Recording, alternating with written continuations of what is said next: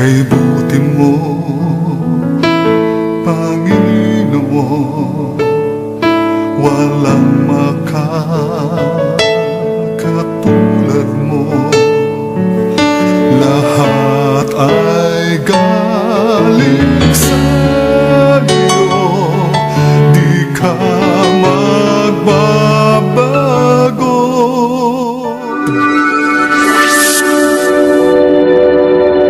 Hindi natin ang malakas ang ating buhay na Diyos.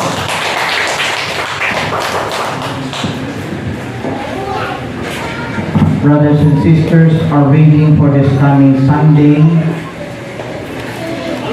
Feast of the Blessed Holy Trinity is taken from the Gospel of our Lord Jesus Christ according to St. John. John chapter 16, verses 12 to 15. Ebanghelyo ayon kay San Juan, Kabanatang 16, simula talatang 12 hanggang 15. At ganito po ang mababasa ng ating mabuting balita sa wikang Ingles. Jesus said, I have much more to say to you, more than you can now bear. But when He, the Spirit of truth, comes, He will guide you into all truth. He will not speak on His own. He will speak only what He hears. And He will tell you what is yet to come. He will bring glory to me by taking from what is mine and making it known. All that belongs to the Father is mine. That is why I said the Spirit. That is why I said the Spirit will take from what is mine and make it known to you. Purihin po natin ang buhay na Diyos. Sinabi ni Jesus, marami pa akong sasabihin sa inyo, ngunit hindi pa ninyo kayang unawain ngayon.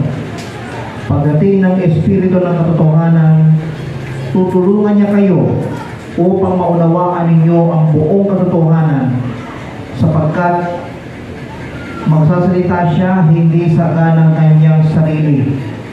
Sasabihin niya sa inyo ang kanyang narinig at ipapahayag ang mga bagay na darating. Pararangalan niya ako sapagkat sa aking nagmumula ang ipapahayag niya sa inyo. Ang lahat ng sa Ama ay akin. Kaya ko sinasabing sa akin nagmumula ang ipapahayag niya sa inyo. Brothers and sisters, ito po ang mabuting balita para sa ating lahat buhat sa ating Panginoon. Purihin natin ang buhay, banal at makapangyarihang Diyos.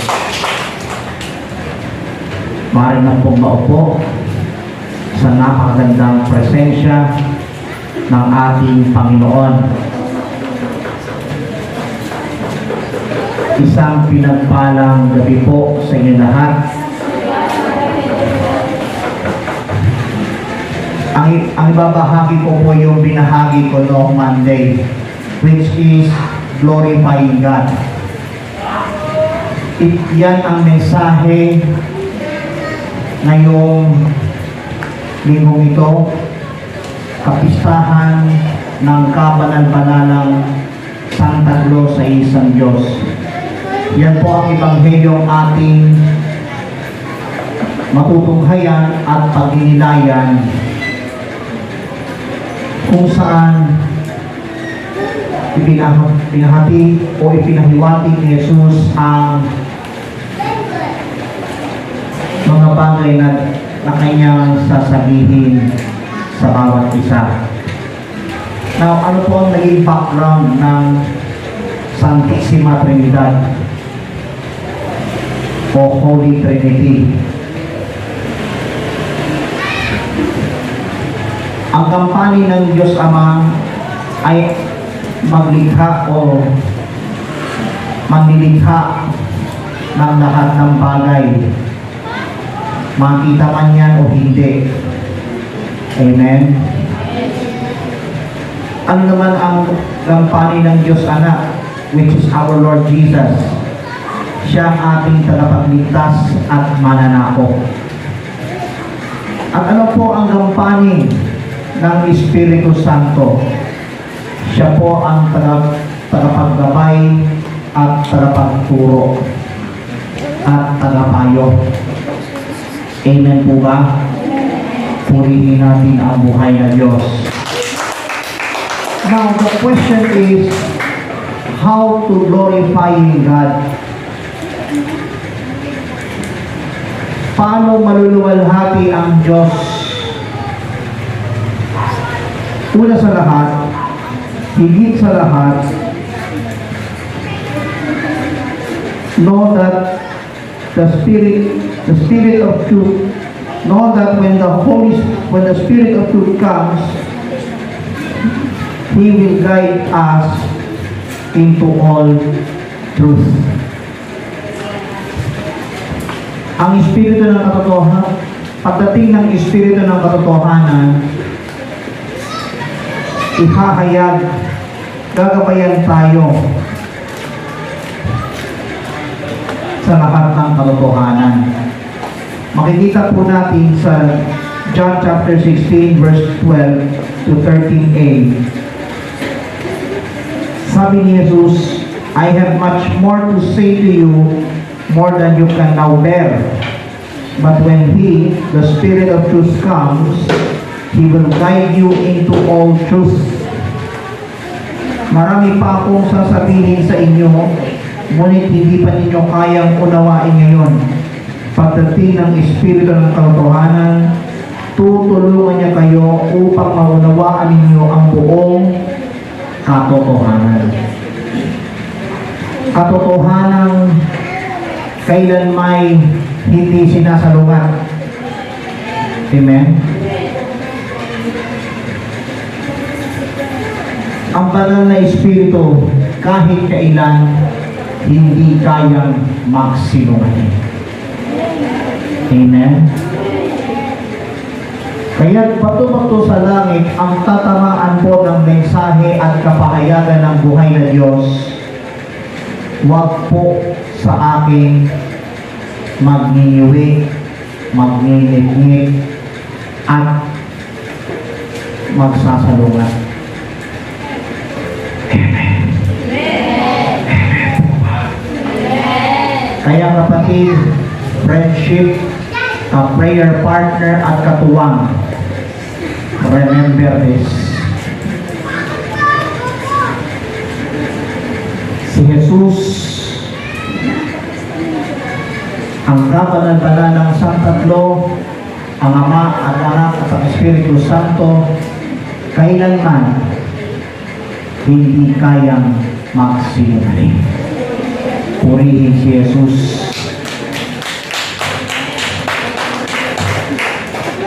Ganyan ang trabaho ng banal na Espiritu. Ang trabaho ng kabanal ng Santatlo ang may hayag o tulungan na unawain ang lahat ng katotohanan.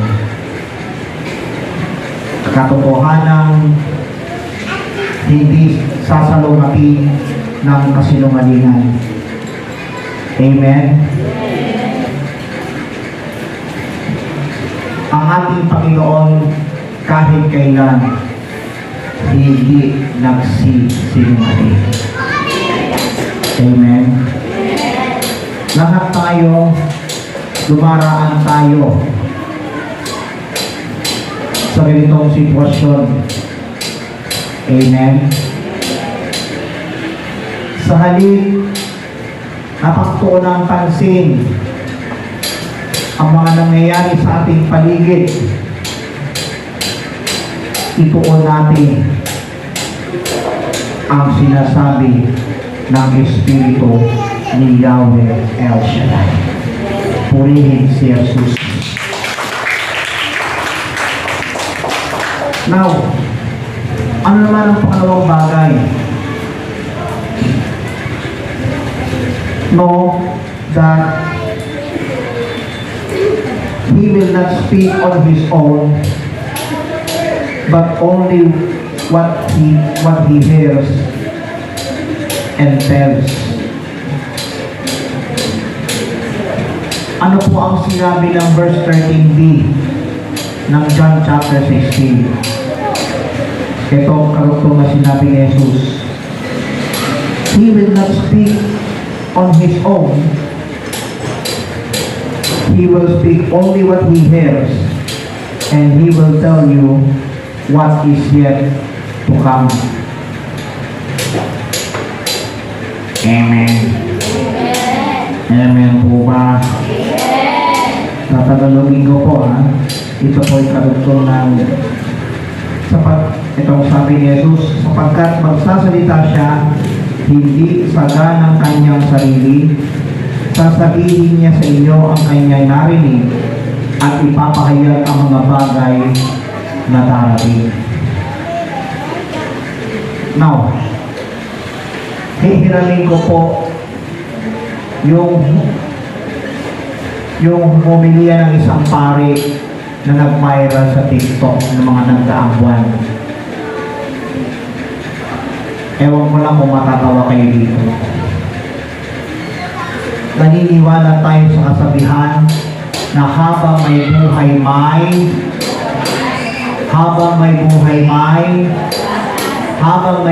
may pagsubok. Bakit? Kasi dumadaan tayo sa matitinding pagsubok eh. Kaya tayo dahil sa mga pagsubok, dyan tayo nadarapa. At kapag meron tayong pagsubok, saka lang po natin malalaman na talagang ang ating buhay ay mayroon, habang may buhay mayroon, habang may buhay may pagbangon.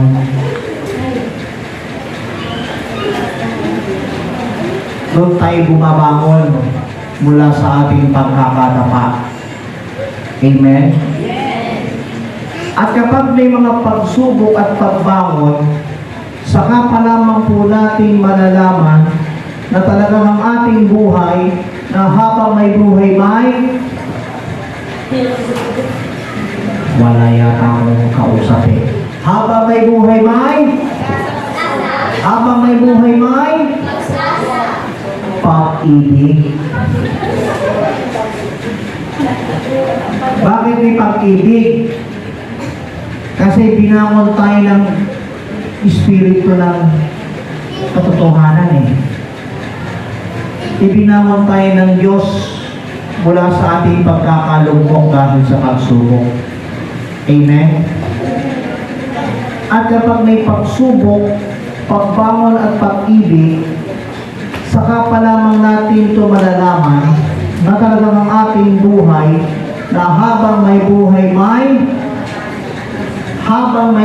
may pag-asa. Amen? Hindi lang basta pag-asa.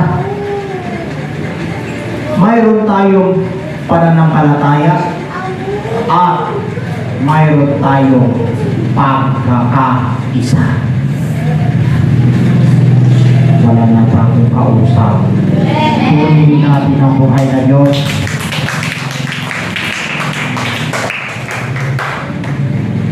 Yung hiniram ko pong yun, yan ay para masubukan ang inyong kaunawaan. Amen. Kaya po, hiniram yung pumilihan ng paring yun, for your information, yan ay para masubukan kung talagang kayo'y nakatuon ang pandinig sa salita ng Panginoon. At makakasabot kayo ng tama at tumpak. Amen? Marami dyan ay dumaraan sa pagsubok, binagon tayo ng Panginoon, sakalang tayo nakadama ng pag-ibig na may kasamang pananampalataya sa Diyos at sa tulong ng banal na Espiritu, doon natin ma-exercise ang tunay na pagkakaisa. Amen? Purihin natin ang malakas ng Panginoon. Now, ano naman ng pangatlong bagay na dapat nating tandaan?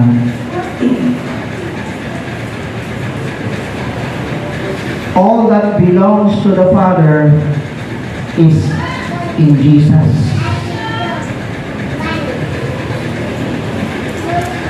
Lahat ng nasa Ama ay na kay Kristo. Makikita natin ang sagot ng Panginoong Hesus sa verse 14 to 15 ng John chapter 16. He will bring glory to me by taking from what is mine and making it known to you. All that belongs to the Father is mine. That is why I said, the Spirit will take from what is mine and make it known to you. Pararangalan niya ako sapagkat sa akin nagmumula ang ipapahayag niya sa inyo. Ang lahat ng sa Ama ay akin. Kaya ko sinasabing sa akin nagmumula ang ipapahayag niya sa inyo. Amen? Kay Kristo nagmumula ang ipapahayag sa atin ng banal na Espiritu. Amen po ba? Lahat ng nasa Diyos ay na kay Kristo. Amen? All that belongs to the Father is in Jesus. Kaya, kapatid, friendship, ka-prayer partner, katuwang. Huwag po kayong manlupay-pay sa inyong katayuan. Amen? Kaya payo ko po sa inyo, kung gusto nyo mapalago ang gawain, mag-akay kayo ng marami. At para pagdating ng anibersaryo ng Tapat Pa chapters sa July 7, isa ang inyong prayer group sa 1,000 people na dadagsa sa PCU Auditorium, Igutan, Taguig City. Purihin si Jesus. Kayo ba'y makakaasa? Wala na akong kausap. Kayo ba'y makakaasang dadalo kayo? Manila. Yung sagot nyo hindi abot hanggang langit. Amen?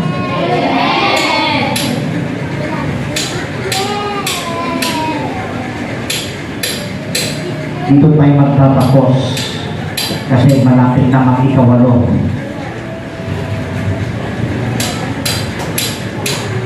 Alam nyo, kanina pagdating namin dito, masyadong naiinip si Brother Leonard Balona. Kanina rin si Sister Anna, nakawaan din sa pagkainip eh. Amen? Eh wala pang katao-tao din eh. Ang nandito pala ang si Sister Leila. Amen? Amen po ba? Manalig tayo kay Lord. Huwag tayong manlupay-pay. Amen?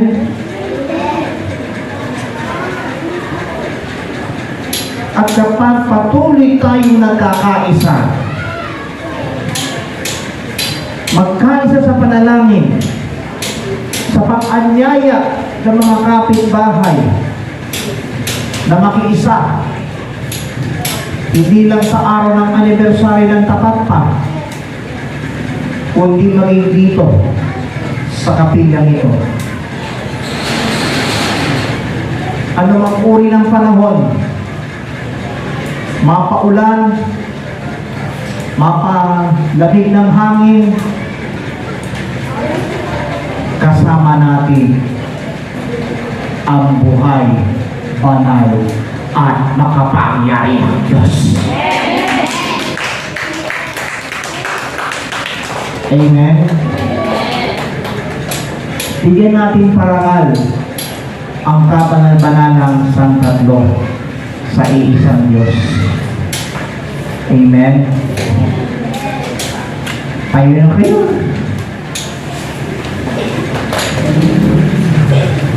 Taas ang inyong mga kamay. Pikit ang inyong mga mata.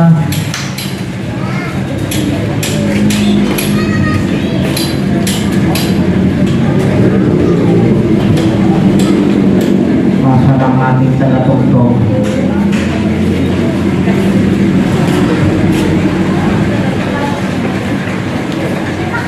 Parangalan natin ang kabanal-banalang Santatlo sa iisang Diyos, ang Diyos Ama, Diyos Anak, at ang Diyos Espiritu Santo.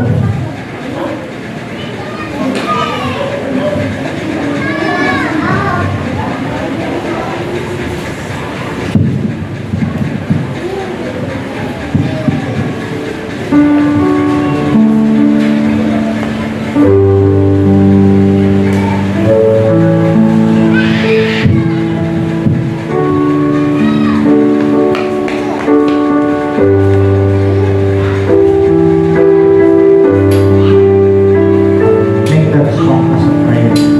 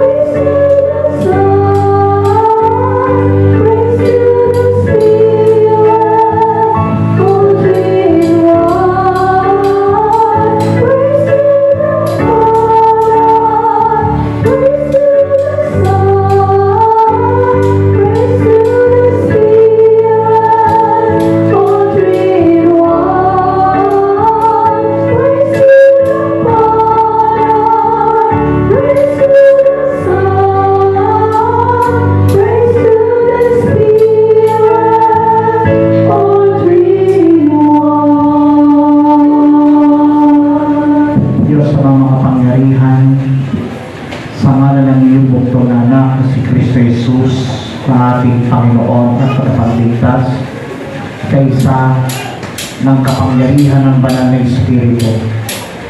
Salamat sa iyong sa kapahayagan na pakatid mo sa bawat isa. Nawang patuloy mo kaming samahan, ingatan at gabayan sa aming mga gagawin at gagawin pa sa mga oras na ito. At sa aming sama-samang nalalak Diyos, patuloy mo kaming gabayan, samahan at ingatan sa tulong at awa ng iyong banal na Espiritu. Pagpalain mo po, Panginoon, ang mga nagtaguyod ng banal mong gawain sa dakong ito. Simula sa coordinator hanggang sa pinakamababang lingkod, kasama ang lahat ng mga awit, manunugtog, at ang mga kabataan na nandito, at ang mga nagsusuporta sa dakong ito. Silang lahat ay inyo pong pagpalain, sundan ang inyong mga tanda, himala, kababalaghan, kapangyarihan at walang tigil na biyaya at pagpapala. Sa ngalan mo, Jesus. Everybody say Amen. Taas ang inyong mga daladalahan, kasama ang inyong mga prayer requests, at ang mga alay handog at ating pong idulog sa ating buhay, banal at makapangyarihang Diyos. Diyos sa mga makapangyarihan, narito po at basbasan ang mga hawak ng aming mga kapatid, ang kanilang mga handbags, wallets, Biblia, tubig, langis, asin, panyo, at iba pang mga bagay na kanilang itinataas. Gamitin mo po bilang mga sangkap upang ang sino makahipo ay sundan ang inyong mga tanda, himala, kababalaghan, kapangyarihan at walang tigil na biyaya at pagpapala. Maging ang kanilang mga prayer requests na nakasulat sa munting papel, ang kanilang mga kahilingan, inaangkin po namin na lahat ay answered prayer.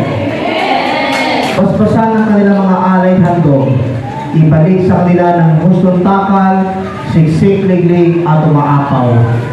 At sa aming pansamantalang paghiwalay, taglay po namin ang ibayong lakas at ibayong sigla na galing sa iyong banal na pangalan. Maraming salamat, O Diyos. Ito po ang aming sabot na langin, kaysa ng panambitang panalangin ng aming inang Birheng si Maria, our Mother Perpetual Health, at lahat ng mga anghel at ng mga banal sa langit, sa ngalan ng iyong buktong anak, ang aming Panginoon at tagapagligtas, Panginoong Kristo, na nabubuhay naghaharing kasama mo at ng Espiritu Santo, iisang Diyos, magpasawalang hanggan. Ang lahat ay magsabi ng Amen. Ang lahat ay magsabi ng Amen. Pakibaba ang inyong mga hawak kamay. Pakibaba ang inyong mga hawak kamay and find your partner palad sa palad. Find your partner. Baka walang kapartner. Ha? Baka yung find your partner, hindi pantay, ha? So, sa una, sasabihin mo sa partner mo, friendship, sa'yo ako, ha? 1 plus 1. Pangalawa, tatanungin mo sa iyong partner, kanino mo yan sasabihin? 1 plus 1. 3 plus 3.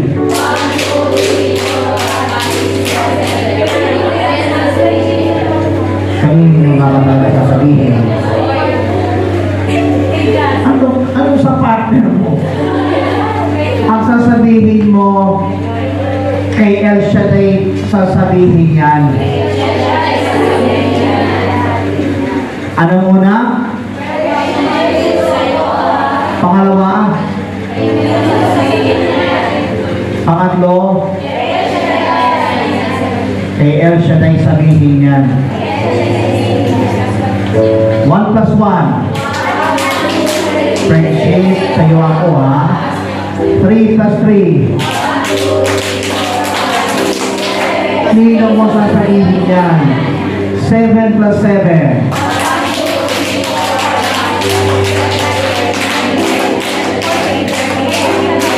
Kay El Shaddai sabihin yan, ha?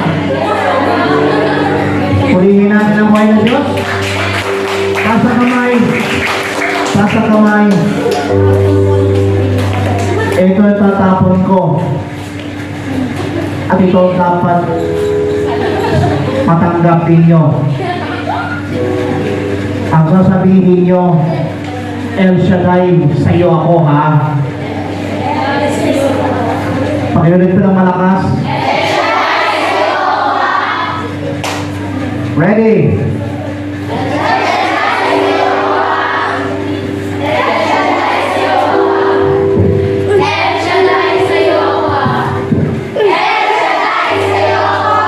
And may the Lord God bless us all now and always forever. In the name of the Father, and of the Son, and of the Holy Spirit. Amen and amen.